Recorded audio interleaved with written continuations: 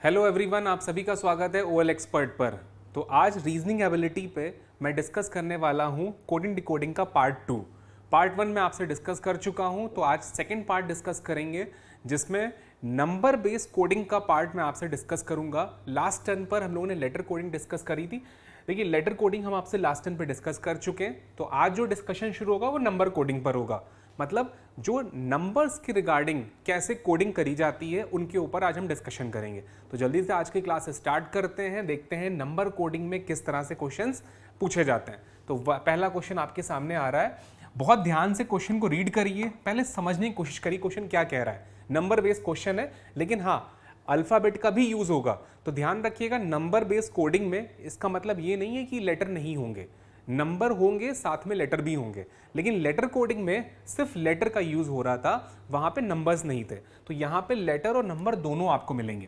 तो क्वेश्चन कह रहा है, if each letter of the English alphabet is assign on odd numerical value in the increasing order such as 1 A, B is 3 and so on, then what will be the code of honey. Honey का code पूछा गया है। तो बड़ा आसान सा question है, तो कैसे इस बात को समझना है। अब नोटिस करिए, बी की वैल्यू 3 है तो सी की वैल्यू 5 होगी। फाइन, अब सी की वैल्यू क्या होगी, 5 होगी। तो क्या मुझे हर वैल्यू को लिखना पड़ेगा? बिल्कुल नहीं लिखना पड़ेगा। अब इसका एक शॉर्टकट बताता हूं आपको। जैसे हमें कैसे पता चलेगा कि एच की वैल्यू क्या है, ओ की वैल्यू क्या है। अगर मैं लिखूंगा, पूरी टेबल बनाऊंगा तो बहुत टाइम खाएगा। अब इसको कैसे हम इजी कर सकते हैं उसका तरीका मैं आपको सिखाता हूं। देखिए, बी की वैल्यू 2 होती है, बी की ओरिजिनल वैल्यू 2 होती है। अब 2 के तुरंत पहले कौन आता है? 1 आता है। बी 2 के तुरंत पहले कौन आता है? 1 आता है। और उसकी इमीडिएट पहले जो वैल्यू आ रही है उसको अगर मैं ऐड कर दूं तो वही तो लिखा हुआ है।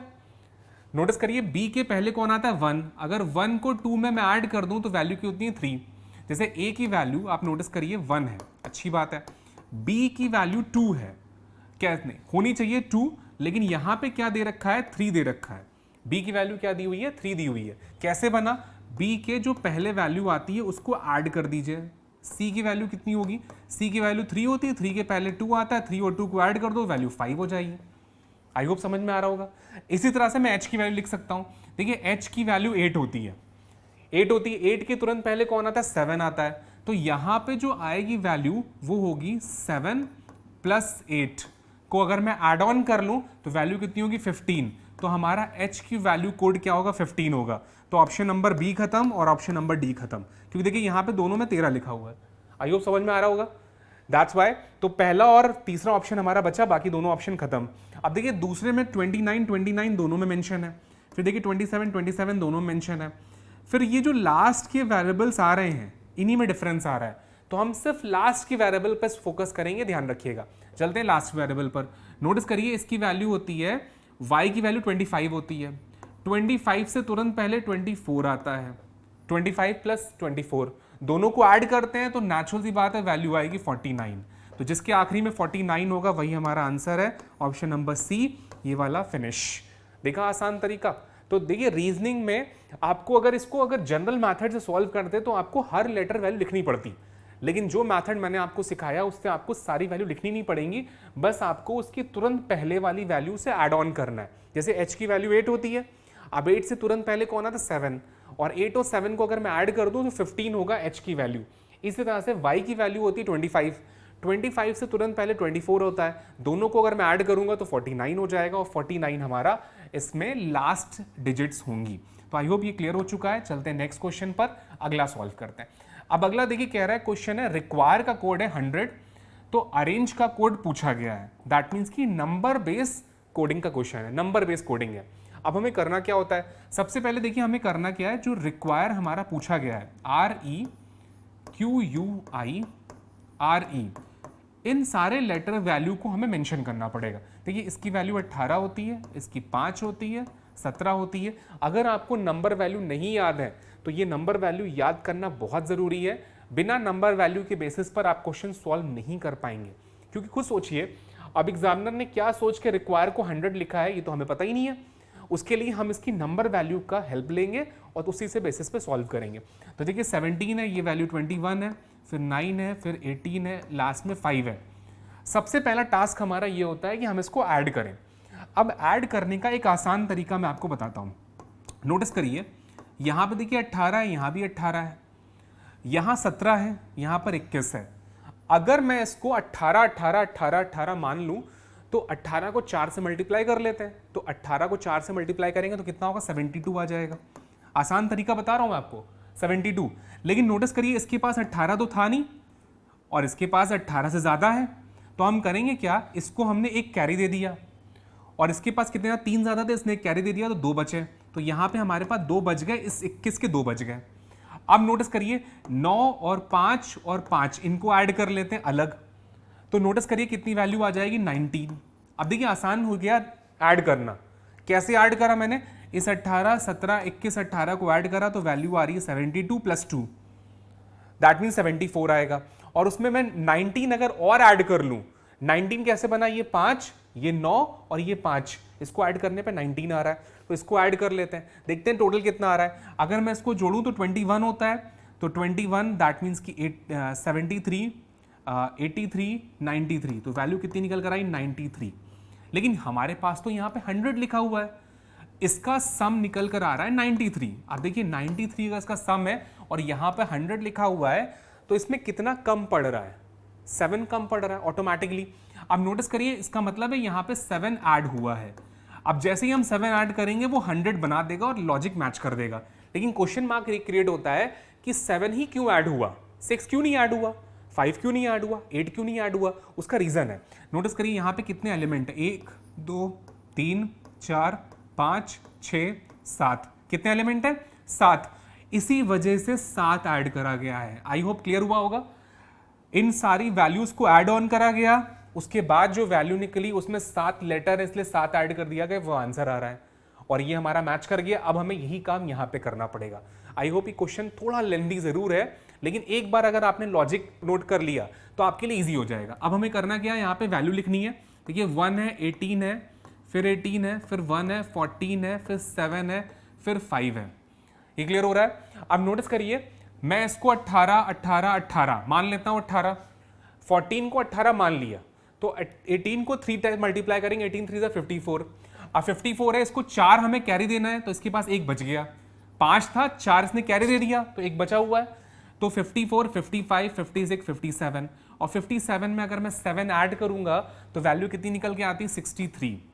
अब 63 में नंबर ऑफ एलिमेंट्स को मुझे ऐड करना है। देखिए फिर से मैं ऐड करने का तरीका सिखा रहा हूं, बहुत ध्यान से नोट करिए। अगर आपको बहुत आसान तरीका सीखना है तो मैंने क्या करा, बड़ी वैल्यू को पकड़ लीजिए 18, ये 18 ये 18 18। कई लोग कहेंगे सर ये 18 तो है नहीं, 14 है। मैंने इसको 4 कैरी देकर इसको 18 बना दिया। तो नोटिस करिए 18 को 3 से मल्टीप्लाई करेंगे तो 54 होता है। अब जो मैंने 4 कैरी दिया था वो किससे दिया था, इससे दिया था, तो इसके पास सिर्फ 1 बचेगा। तो 18 3 54, ये 55 56 57 और 57 में अगर मैं ऐड करूंगा तो 57 + 7 कितना होता है, 64 होता है। 57 + 7 कितना होता है, 64 होता है, 64 आएगा। आई होप ये चीज ध्यान रखिएगा। अगर ये यहाँ पे कैलकुलेशन में जरा सी मिस्टेक हुई तो क्वेश्चन पूरी तरह से हाथ से चला जाएगा। अब नंबर ऑफ वेरिएबल्स देख लेते हैं, 3 3 6 और 1 7, 7 एलिमेंट मुझे ऐड करना है, तो वैल्यू कितनी आएगी, 71 is the right answer. Question मेरी मुट्ठी में। आई होप क्लियर हुआ होगा कैसे ऐड करना होता है। ईजी हो जाता है, आप नॉर्मल मेथड से भी ऐड कर सकते हैं लेकिन समय ज़्यादा लगेगा।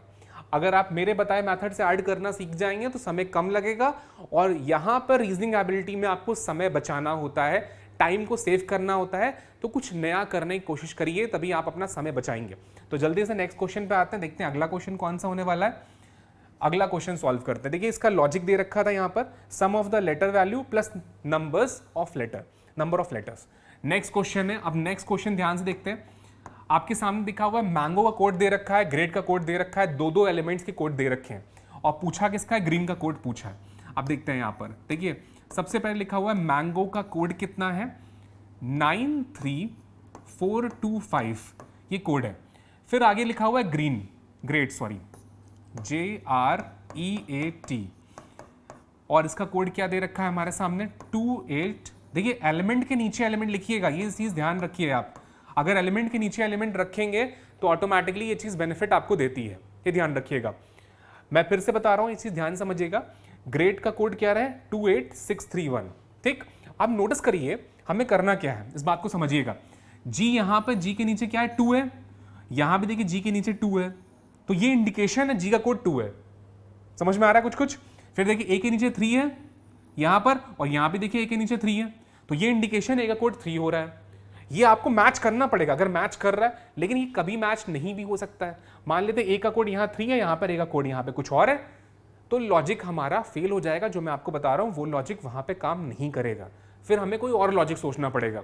लेकिन अभी ये मैच कर रहा है, तो नोटिस करिए ए का कोड क्या है, 3 आ रहा है, यहाँ भी 3 है। अब देखिए एम एन ओ यहाँ पर नहीं है, तो कोई बात नहीं, हमारे पास नहीं, अच्छी बात है।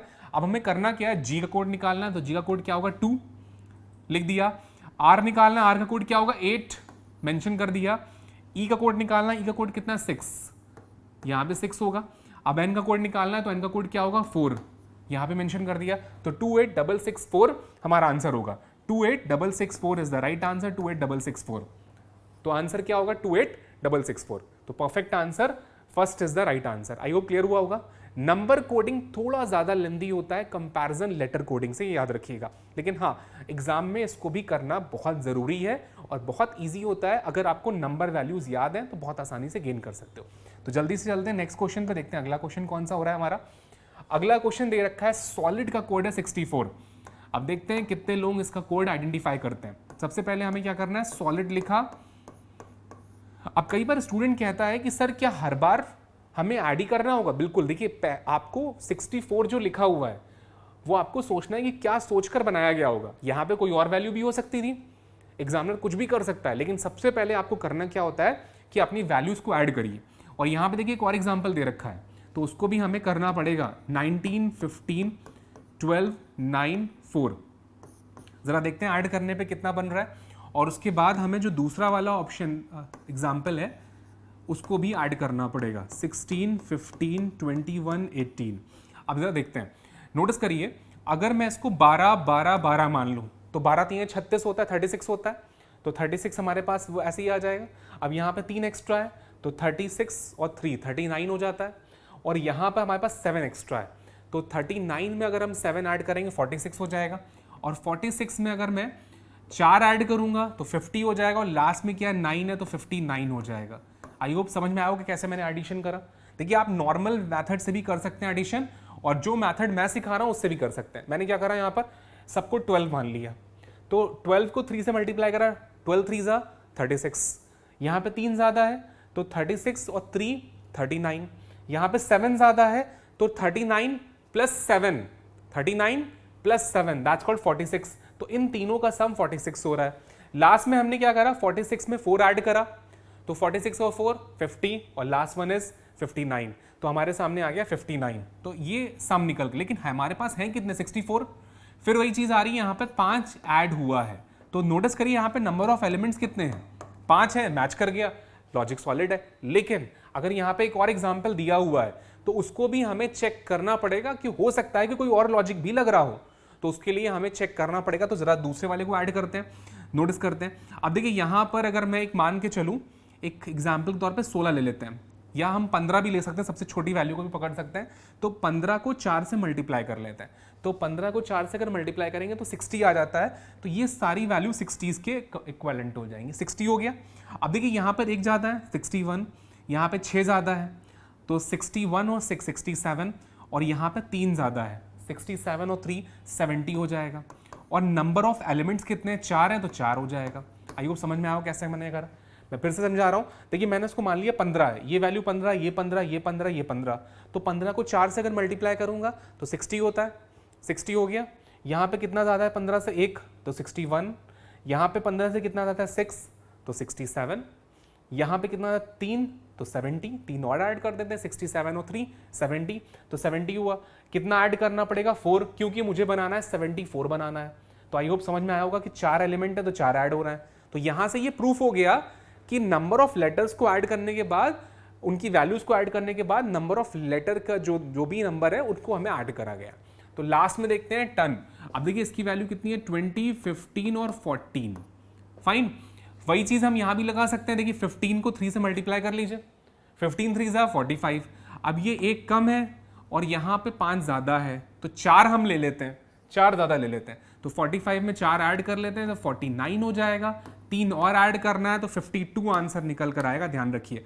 अब अगर नंबर वैल्यू का कैलकुलेशन आपने गलत करा तो ऑप्शंस आपके मिसमैच करेंगे, ये ध्यान रखिएगा। तो एक क्रॉस चेक हो जाता है, जैसे फॉर एग्जांपल मैंने एडिशन गलती कर दी और मेरा आंसर आ रहा है 51, तो देखिए 51 ऑप्शन में ही नहीं है, तो कहीं ना कहीं ये दिमाग में क्लिक करेगा कि हो सकता है कि एडिशन में हमने गलती करी हो, तो अपने एडिशन को एक बार जरूर क्रॉस चेक करिएगा। लेकिन यही चीज अगर यहाँ पर नन ऑफ दीज अगर लिखा होता, नन ऑफ दीज मेंशन होता, तब तो आप सीधे नन ऑफ दीज लगा देते, उस केस में आपको दिक्कत होती, आपका आंसर पता भी नहीं चलता, क्रॉस चेक नहीं हो पाता। इसलिए ध्यान रखिएगा, जिन क्वेश्चन में नन ऑफ दीज नहीं होता वहां पर क्वेश्चन आसान हो जाता है करना, क्योंकि वहां पर अगर हमने कैलकुलेशन गलत भी करा और अगर वो मिसमैच कर गया तो हम समझ जाएंगे कैलकुलेशन में मिस्टेक होने की वजह से हमारा आंसर मिसमैच हुआ है।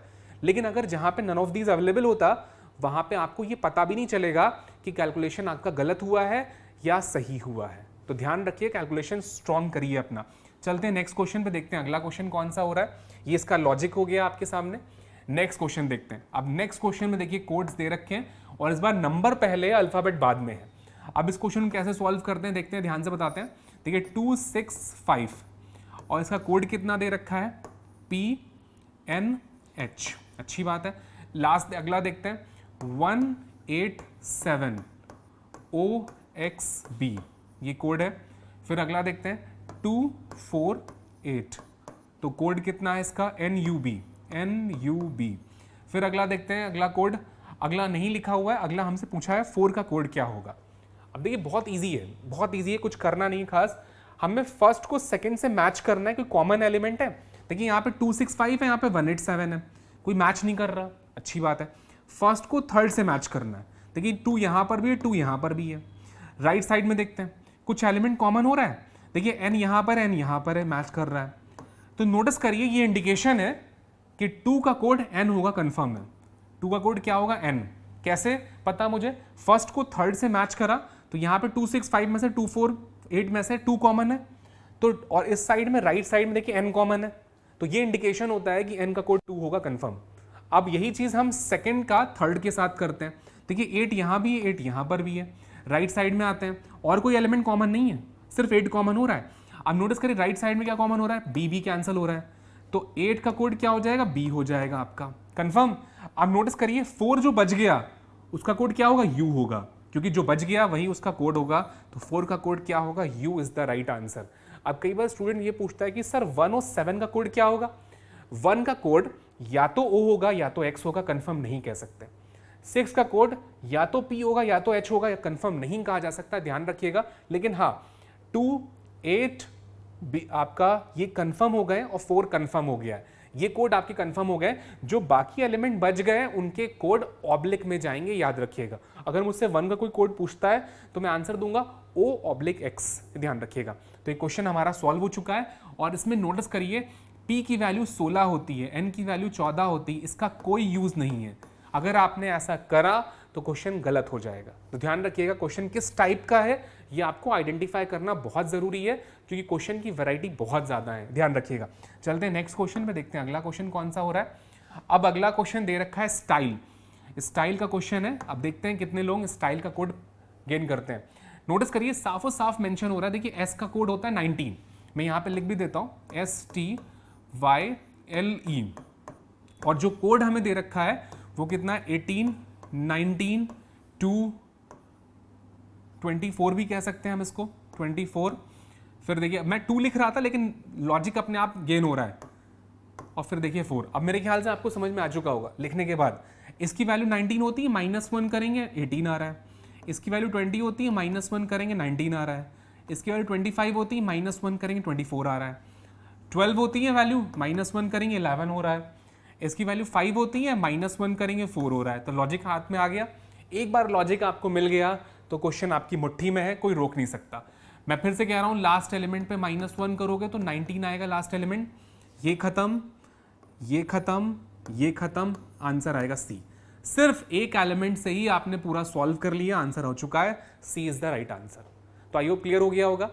तो ये पूरा पार्ट बहुत ईजी है नंबर कोडिंग का, बस वैल्यूज याद होना बहुत ज़रूरी है, और हाँ स्क्वायर रूट भी याद होना बहुत ज़रूरी है, क्योंकि इनका भी यूज़ नंबर बेस्ड कोडिंग में होता है, ध्यान रखिएगा। वैरायटी बहुत ज़्यादा है, जितने क्वेश्चंस आप लगाएंगे उतनी आप प्रैक्टिस करेंगे। तो आज की क्लास में मैं इतना ही रख रहा हूँ आपके लिए। नेक्स्ट क्लास में इसके आगे कंटिन्यू करते हैं। जिन लोगों ने OL एक्सपर्ट चैनल को अभी तक सब्सक्राइब नहीं करा है वो सब्सक्राइब जरूर कर लीजिएगा। Thank you to all.